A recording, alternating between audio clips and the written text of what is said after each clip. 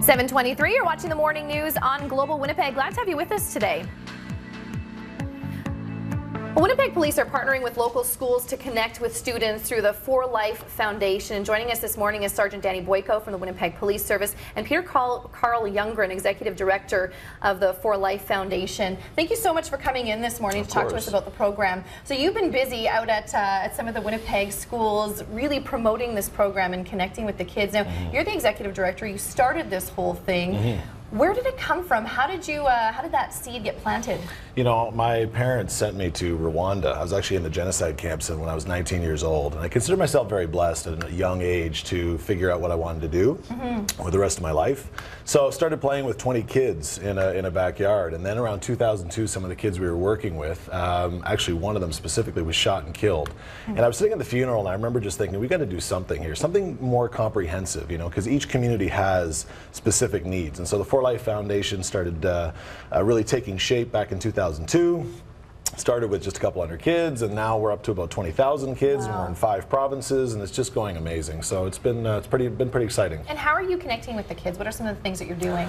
Wow, you know, I will do anything with a kid for 2 hours. If he gives me 15 minutes to talk about how he treats his single mom, or how about gangs, or about drugs, or any of these types of things. So we've done dance classes.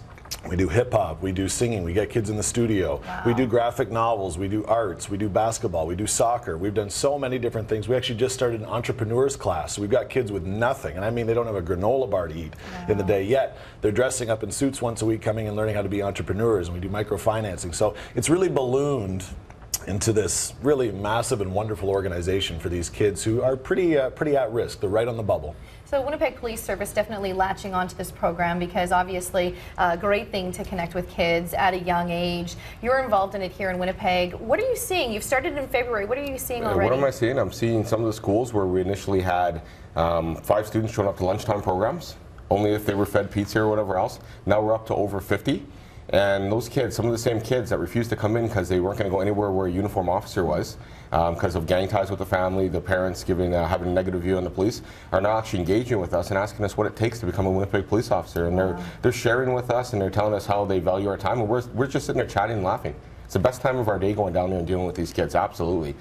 What an investment, and you can see with the Winnipeg Police Service that being one of the mandates too, right, is really connecting with people in the community, and this is just a great example of that. Well, you know what, it's an easy mandate to go out there and have fun with these kids. And you know what, and growing up, graduating from St. John's High School and kind of having that tie out there, I know how rough the neighborhood is.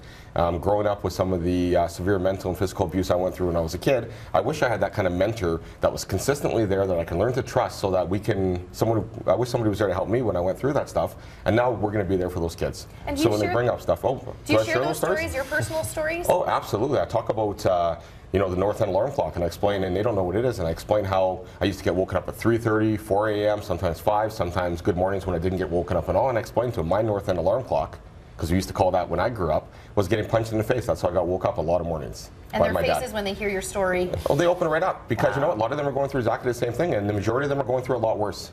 So, you know, but I can't come in here and pretend, you know, yeah, everything turns out fine, and someday, no matter what you do, and no matter who you're living with and who's taking care of you, that we'll leave you on your own and you'll be fine. You know, that's not how life works. You know, so you're all obviously seeing the impact that it's had already, and Winnipeg obviously starting to see that change, and hopefully down the road with that investment of time, it will definitely turn things around. Thank you so much for joining us this morning. Glad to have you with us. Thank you so much. Thank you.